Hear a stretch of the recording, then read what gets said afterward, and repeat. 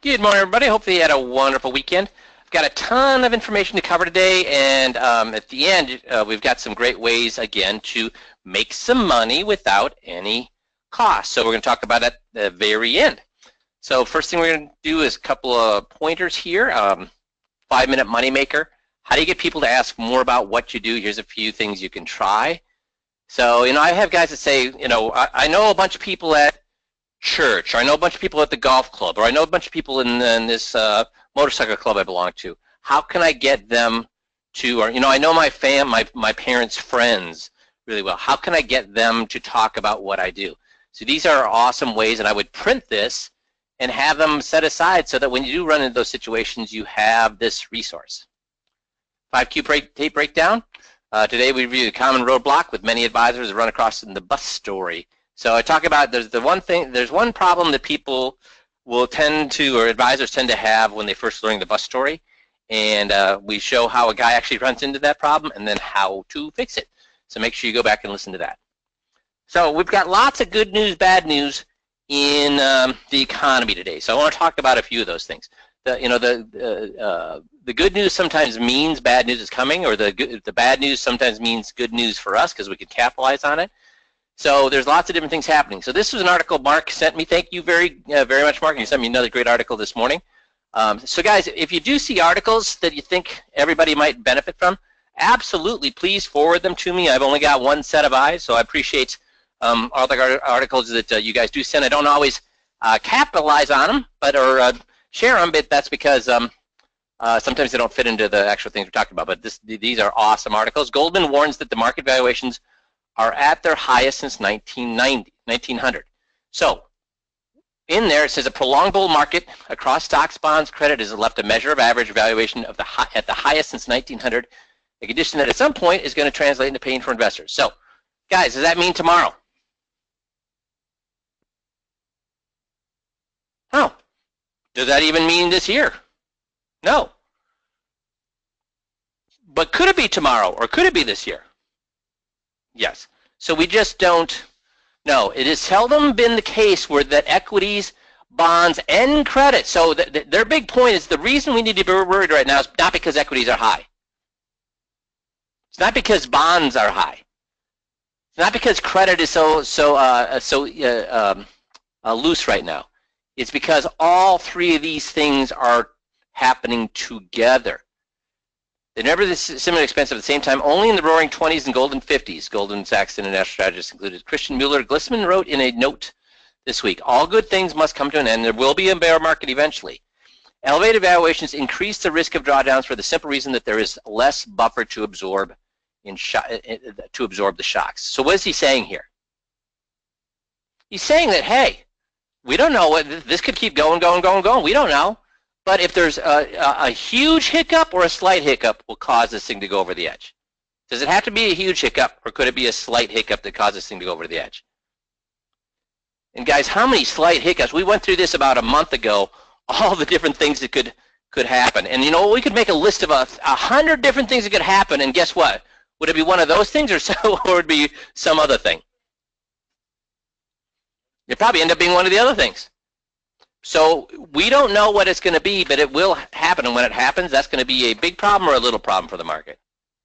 So he's showing that the average since 1900, and then Shiller PE, you've heard me talk about the CAPE a lot. So he's got Shiller PE of the CAPE, U.S. 10-year Treasury yield, and the credit spread.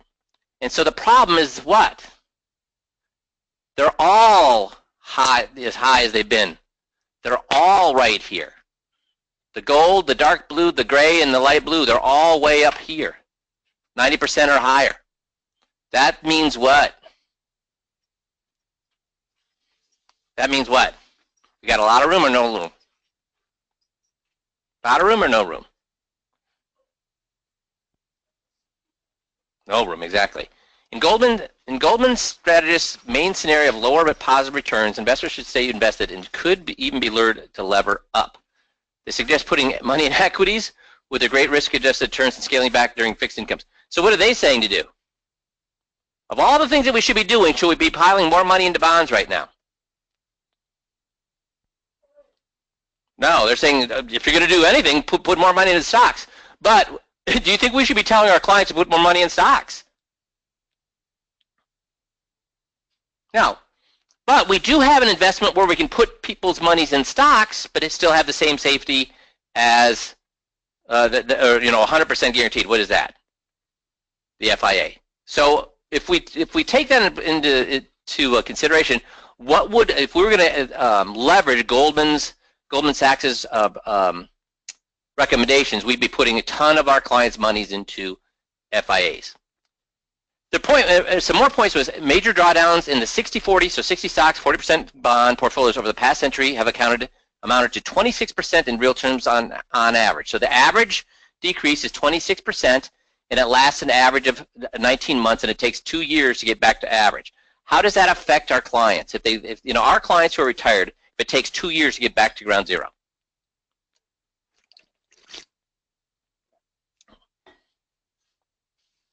Yeah, no trip to Europe this year.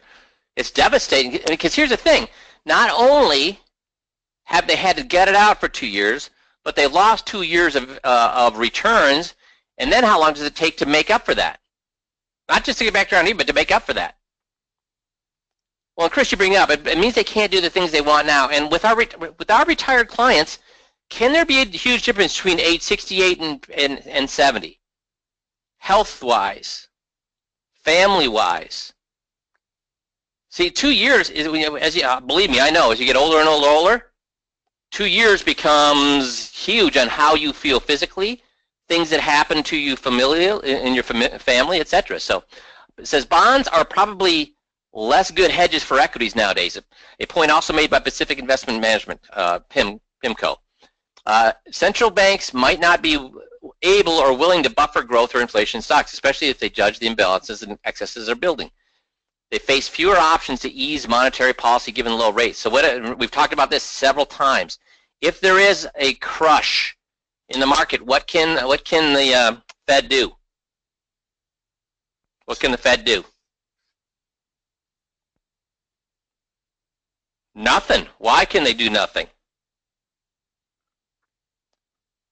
They're already at low. They can't lower rates lower than they are right now.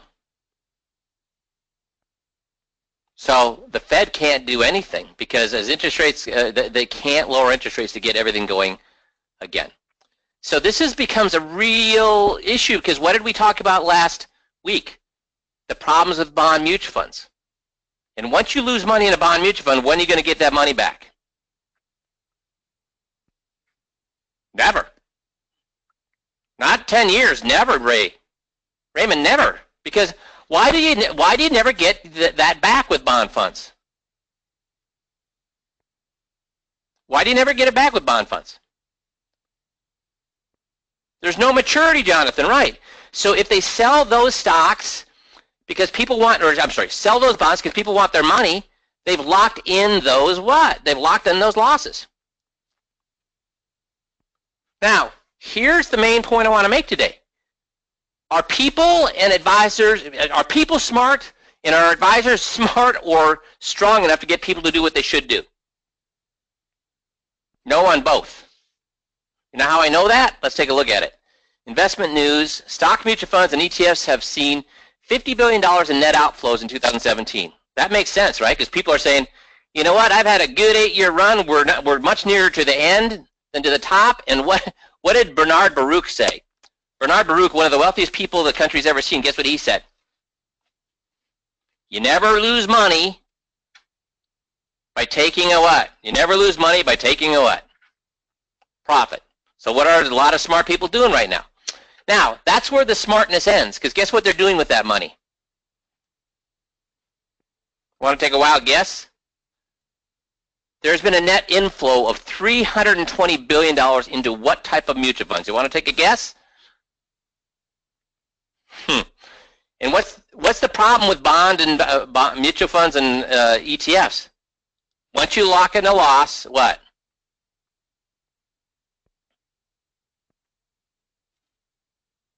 There's no maturity, so you're going to lock in those losses forever. So people are pulling money out of stocks and just throwing money at bonds at the best time to ever or the worst time ever? Because remember we talked about last week that 5 stars in the morning, when it comes to Morningstars, 5 stars are worth what?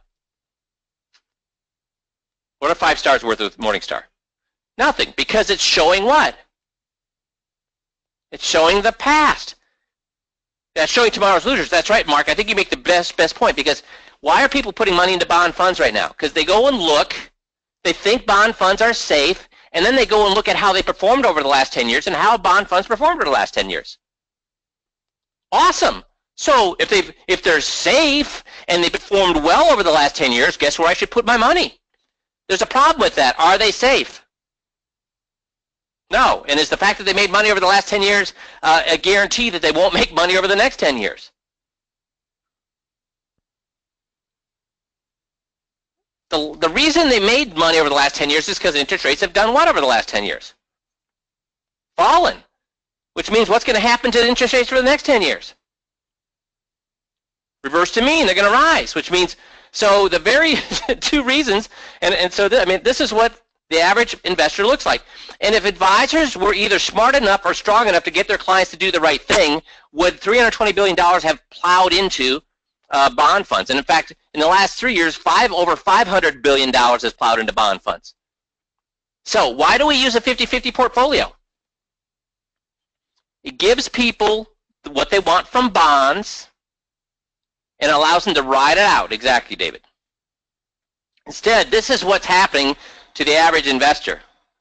And is it happening to them just on stocks? What else is it happening to them on?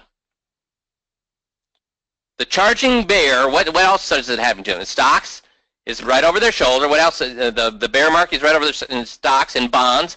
We also saw in credit. Make sense? So let's talk a little bit about Social Security. A lot of guys have given up on Social Security because of all the changes that occurred in 2016. So, now, I want to talk about how we can actually leverage it, though. There are lots of ways still to leverage Social Security, and it costs you nothing to do that. I'll show you at the end. It costs you nothing to do it. So one of the biggest problems we're looking at is Social Security is what? Broke. Like broke doesn't work, or broke has no money. Broke has no money. See, Social Security dollars and cents. Social Security paid out almost $1 trillion this year. For the 8th year in a row now, Social Security will pay out more than it takes in. Will that change ever again? Nope. So that means going forward, Social Security is going to continue to pay out. Now, we've just seen that taxes have gone down, right? They just passed tax law. There's a problem with that. Where does two-thirds of our tax dollar go? Where does 2/3 of our tax dollar go?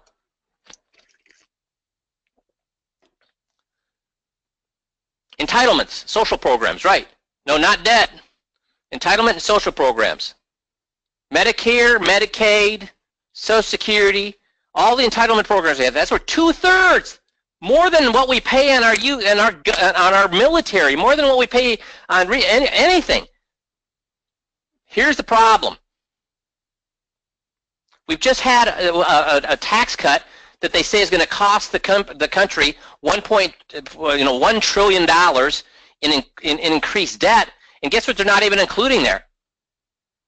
Well, if you add the other debt that we're going to be seeing with the payouts in Social Security, is that going down or going up every year? Going up. The catastrophic failure of Social Security is now only 18 years away, guys. 18 years. Is that a far or not so far? Because if they wait till the 18th year, when do they have to fix it? The 17th year? When do they have to fix it? Because they can't wait till the 17th year. So it has to be soon. So we've just passed this huge tax law. So, but 2/3 of where taxes go is Social Security. So that means what's going to happen to entitlements sooner or later?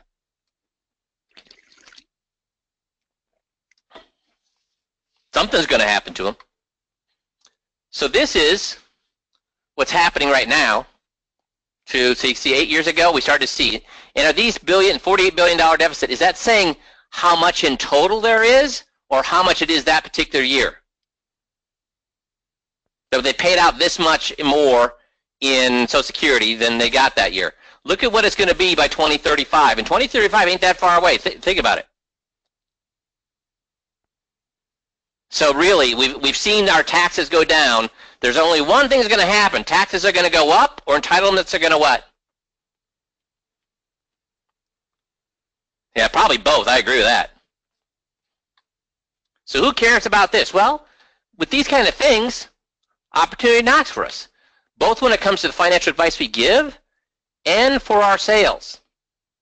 So you have to plug the holes before you can bail the boat. So there's lots of things that we can do because of what's happening with Social Security, and that they're trying to plug it with this hole, that hole, etc. And we know that eventually they're going to have to figure out how to fix it permanently. So in 2016, a lot of guys gave up on Social Security seminars because they said, oh, all the things we can do for Social Security are gone. Because what happened in 2016? What happened to file and suspend in 2016? Went away. So no more planning. You can't do any more planning, right? Well, let's say Jim and Mary go to the Social Security office. And they go there because Mary's just turned 65, and she wants to retire, and she wants to turn on her Social Security. And they also want to know what is Jim's options when it comes to his benefits. So Jim missed the deadline to file and suspend, right? So he can't do that now. So is he out of luck? So is Jim out of luck? Depends. Because here's the thing. They got rid of file suspend, but did they get rid of restricted application? No, they didn't. So restricted application still works. So Congress kept a foot in the door. So this isn't a huge foot, but they did allow some people who were nearing the ability to use the file and suspend the opportunity to do restricted application. So for those that turned 62 by January 2016, that means they were born before January 1st, 54, but not yet 66 years old. At 66, they can claim a spouse's and record a record and let their benefits grow. It's called restricted application. This isn't a huge amount of people, but if you've got clients in this age group, how many of you think you've heard about this? None. And here's why I know none. Here's why I know none. Because when Jim and Mary went to the Social Security office and asked them about that, guess what Social Security said? Can't do it. And they had to go in there with an ex-Social Security administrator to talk to not the Social Security person, but the person, their supervisor. Supervisor knew how to do it, but none of the people there at the office knew how to do it. And I'm going to talk about the General Accounting Office, and when they went to look at Social Security offices, how many people knew about this? How many people, even Social Security administrators knew about this, do you think? How many clerks at the Social Security office actually knew about that, do you think? Yeah, very few. Supervisors knew about it, but basically no clerks. So, but now, because they did the restricted application, Jim now gets half of Mary's Social Security and allows his to grow at 8%. He also can just have his Medicare be subtracted from it with, to make it easy for him.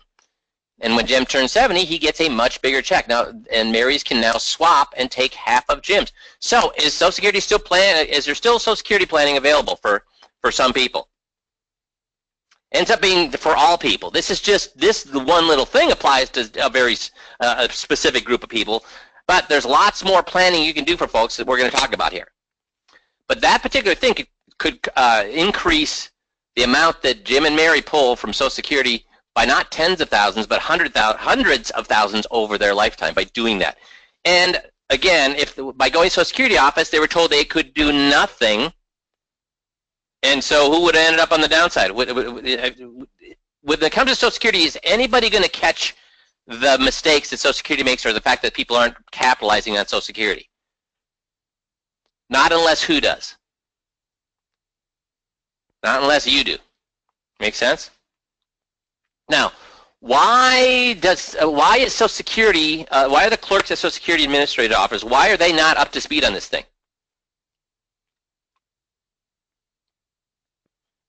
It's a very easy answer. Roughly 10,000 baby boomers will turn 65 today, and about 10,000 more will cross that threshold every day for 19 years. And how long has this been happening? Just today, or it started here years ago? And of course, Social Security Office, again, what did we just figure out that they did with our taxes? They lowered them, right? So Social Security Office, they're hiring people to handle this influx, aren't they?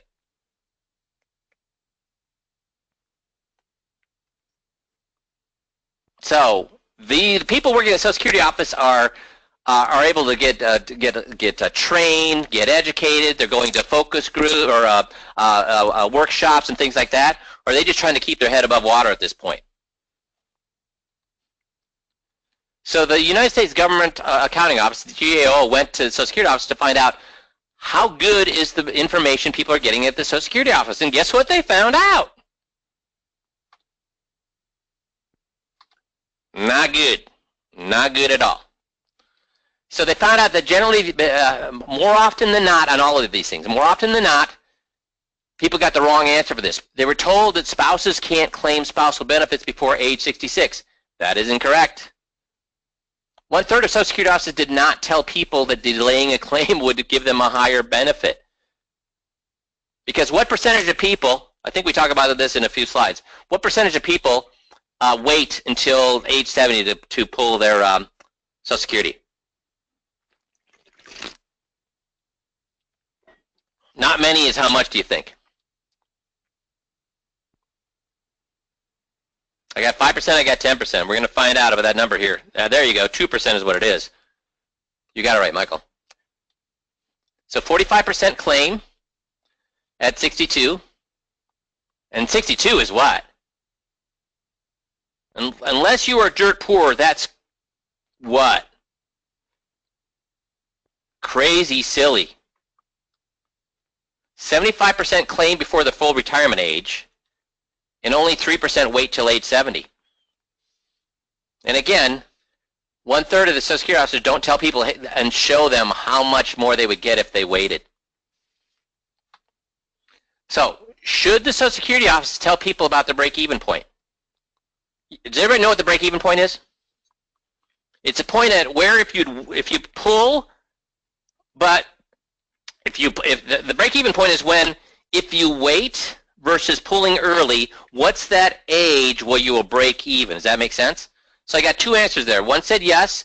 One says yes, they should, but they don't. That's all. I mean, guys, answer this. Should they tell people this? That's what I said.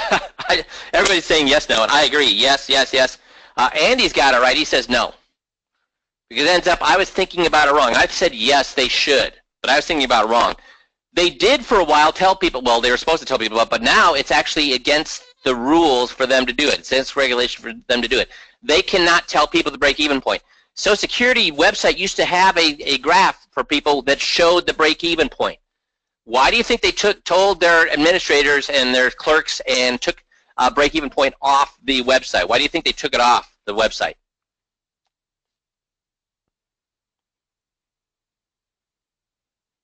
Okay, I got a couple of break-even.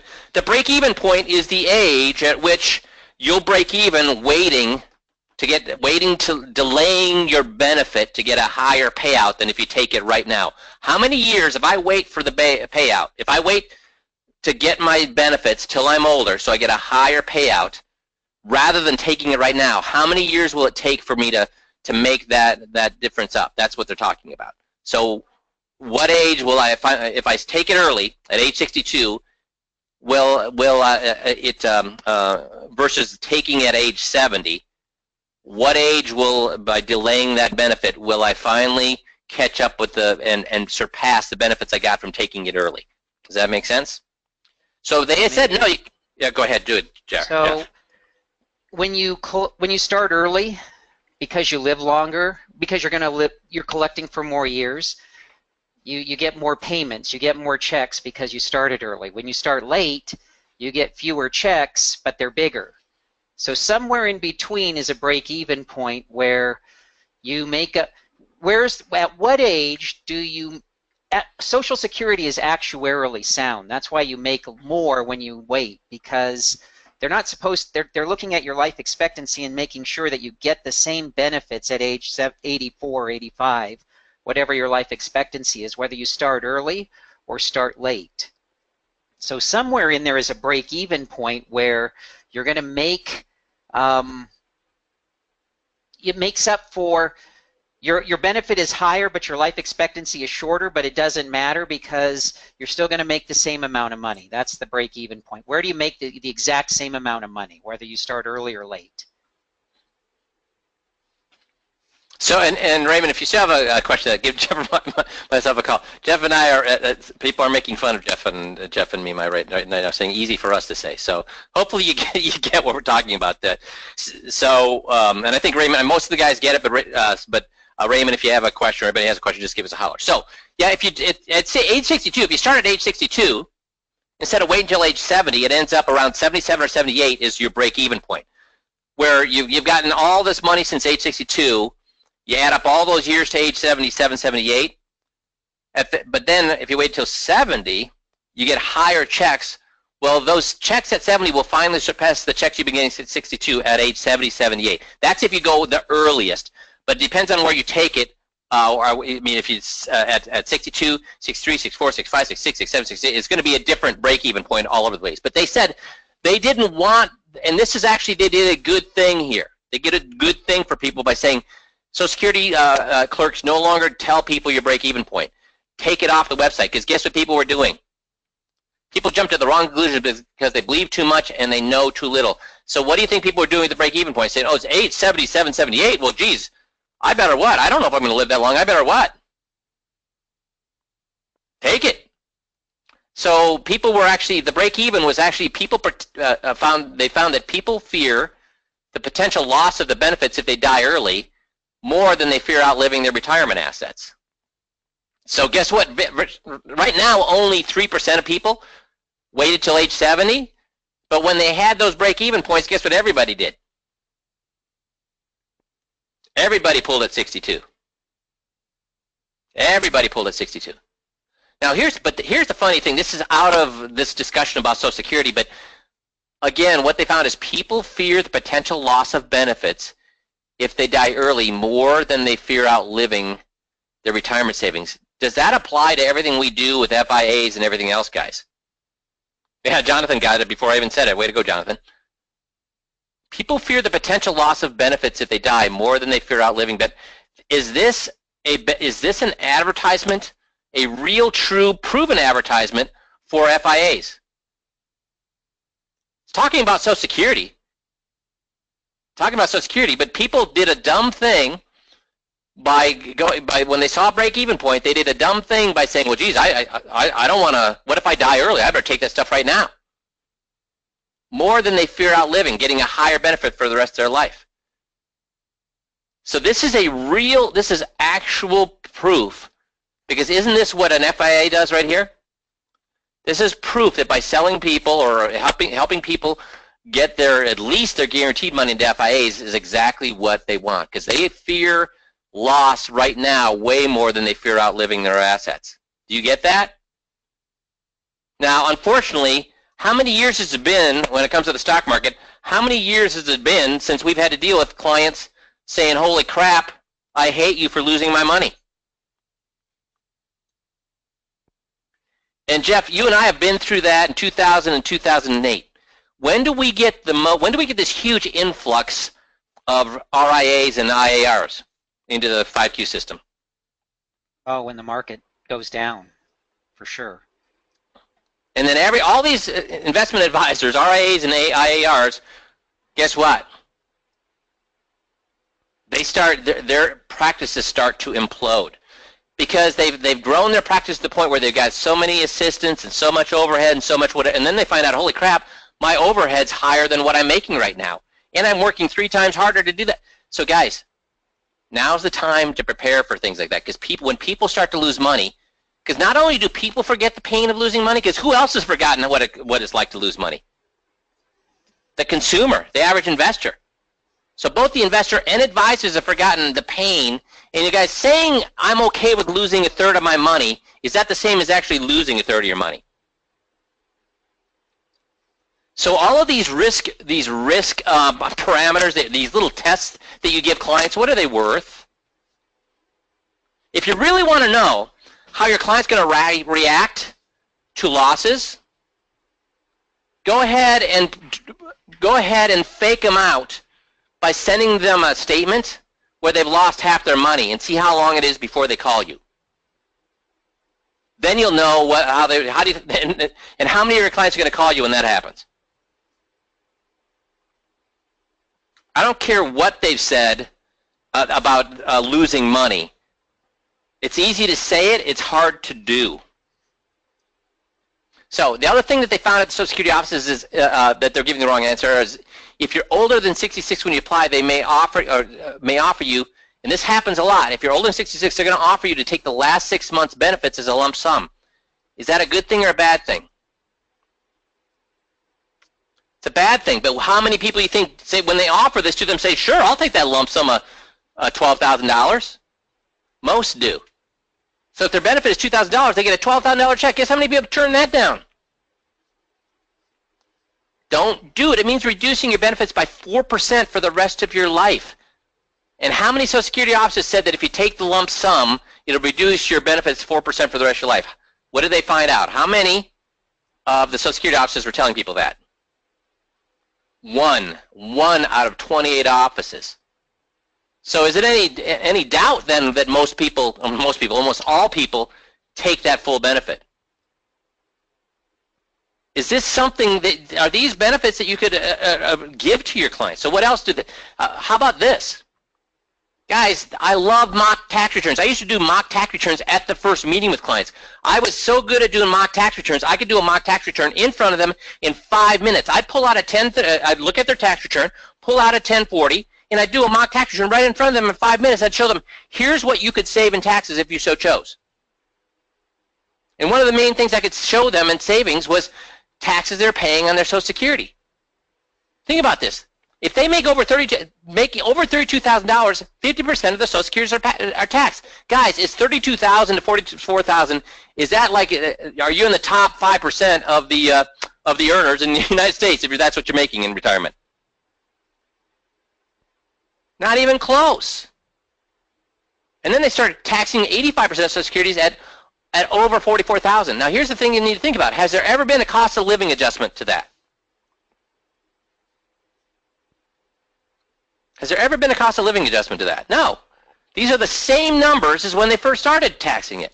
So if you think about it, this is the one tax that they've never given a cost of a living adjustment to. And who are they penalizing for this?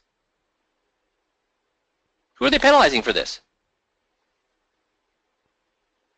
Retired folks, right, retired folks.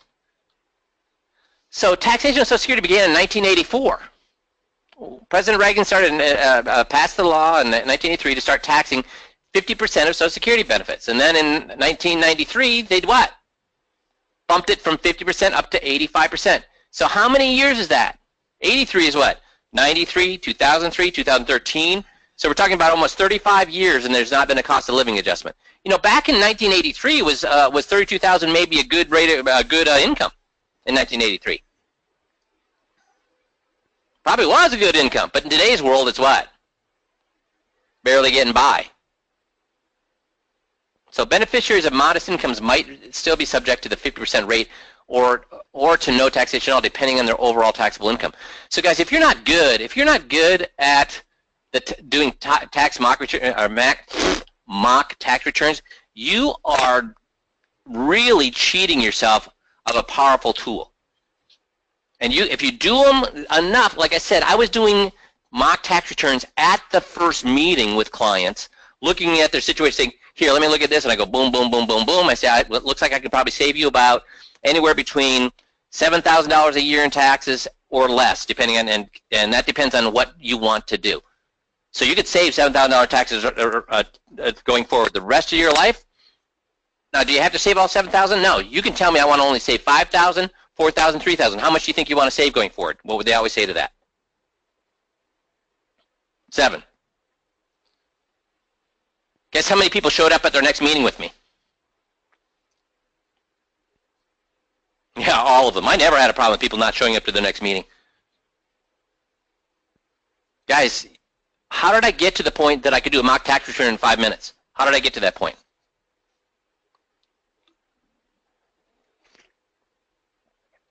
Practice doing so many of them.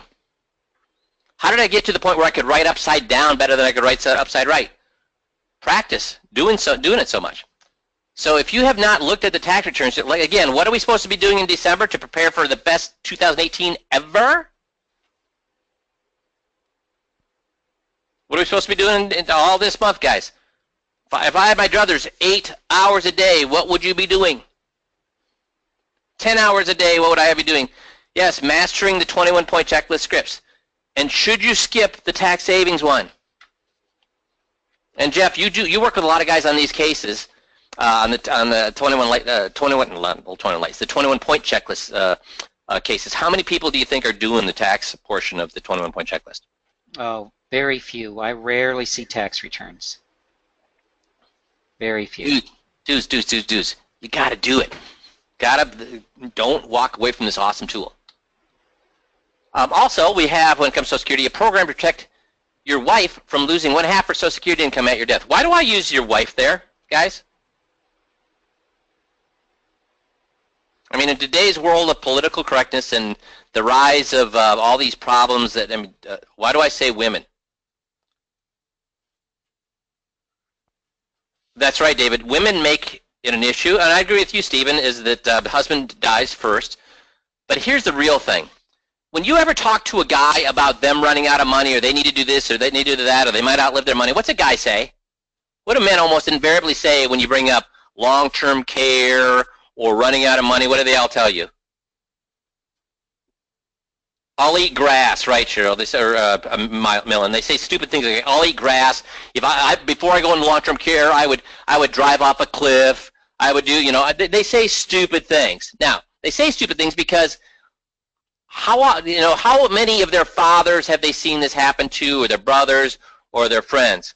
It generally doesn't happen to them. Who does it happen to? Their fathers or their mothers? Their brothers or their sisters? Their guy friends or their girlfriends? So the reason I say your wife, because if I say spouse, first of all, I've lost clout. But when I turn to the husband, say a program to protect your wife from losing 1/2 her Social Security income or your death, he has to either say one or two things, which is what? I don't have that and I want it, or I don't have that and I don't care. Which one do you think he wants to do in front of his wife? Which one do you think he wants to do in front of his wife? Yeah, the latter. Now, if you turn to the wife and say, do you have a plan for your husband when he loses 1/2 your Social Security income? What's the husband say? No, but it's not really a problem. I'll just eat grass, as Millen says. So why do I say your wife? Now, if I'm going to put this in writing, I'm not going to put this in writing. This is how I would say it to a person, but I'm not going to put this in writing. If I'm going to put it in writing, I'm going to put spouse, because in today's world, who's going to get all irritated that we're about us saying the wife there? Oh my gosh! See, they're going to say that you're being patriarchal. No. The reason I'm saying this is because I think the wife is stupid, or I think the wife is smart. The reason I say this is in this way is because I think the wife is stupid and the guy is smart, or the guy is stupid and the wife is smart. I think the wife is smart. That's why I say it this way. But when you put it into writing, guess how it may be taken? Then I'm what? Saying the little lady needs to be taken care of. No, that's not what I'm saying. I'm saying it this way because I know the wife is smarter than the husband. That's why I say it this way. But is this something that we talk about that no other advisor is talking about?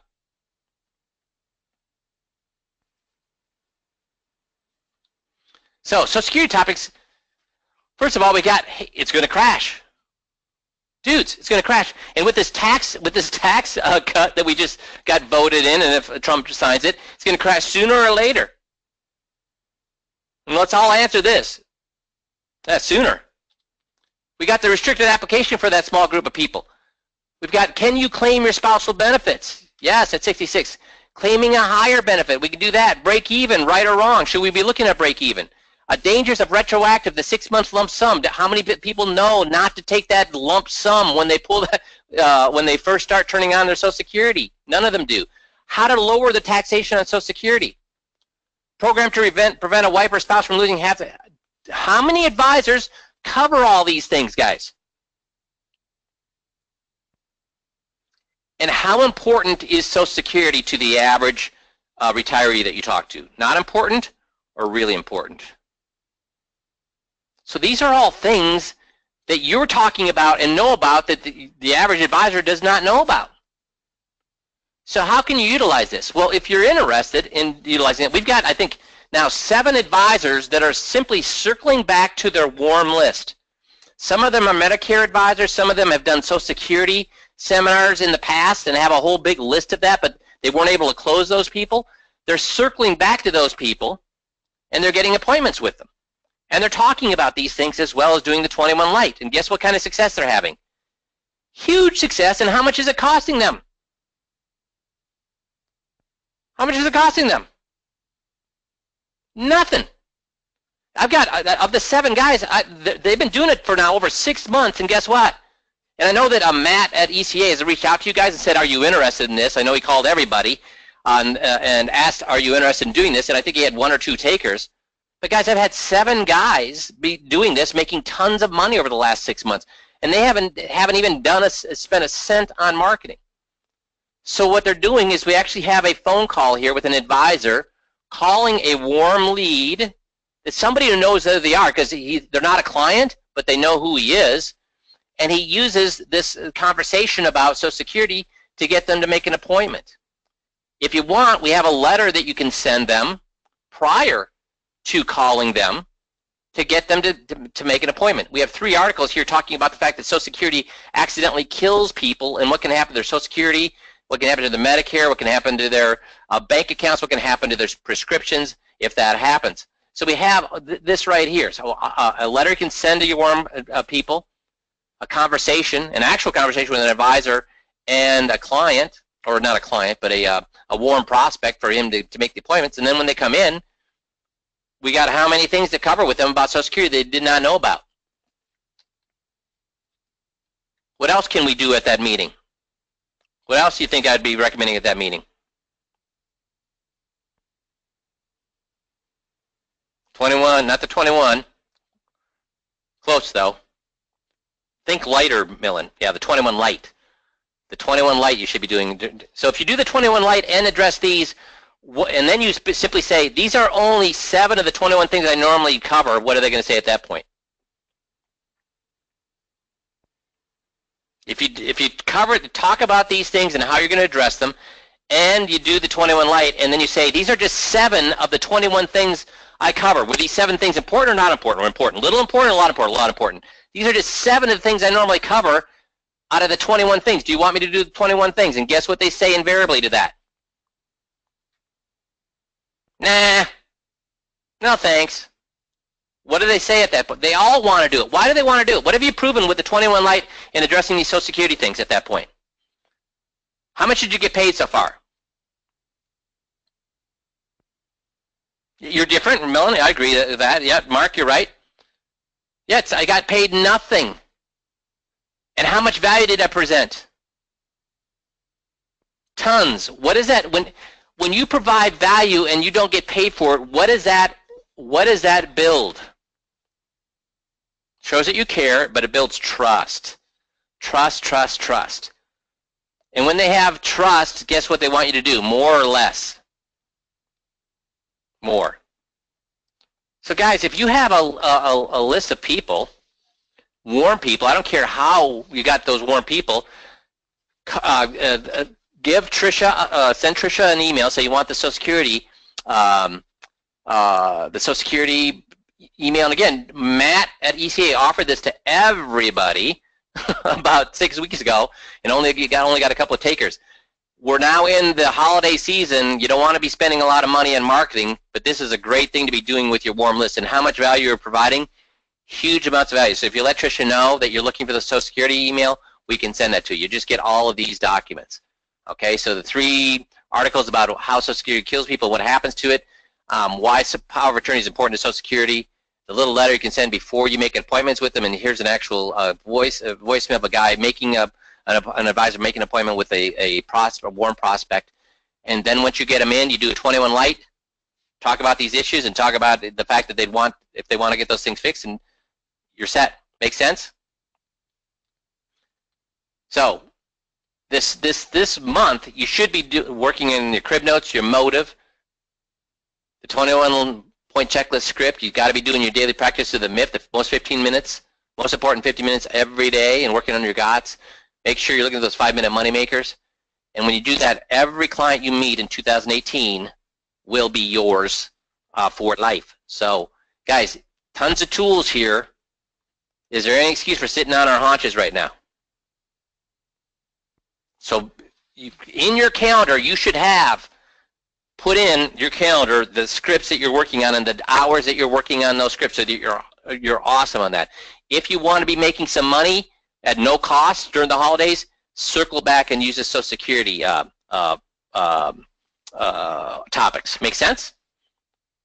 Super. So hopefully I gave you some great ideas to think about today. And again, some proof that FIAs are the way to go for our clients, or bonds are the way to go right now. FIAs. Cool. You guys have a great rest of the week. We'll talk to y'all next Monday. Thanks, everybody.